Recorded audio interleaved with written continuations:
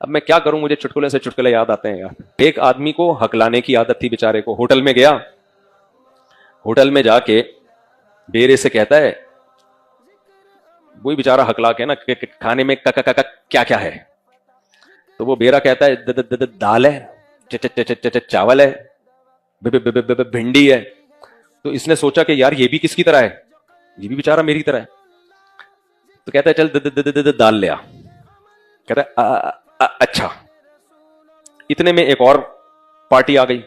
बेरे से पूछा खाने में क्या क्या है, उसने कहा भाई दाल है, चावल है, भिंडी। बड़ी स्पीड से ना। अब ये बेचारा जो हकलाता था, इसको गुस्सा आया कि यार मेरी कमबख्त नकल उतार रहा था और उधर मेरे साथ जब बात कर रहा है तो क्या कर रहा है, नकल उतार रहा है।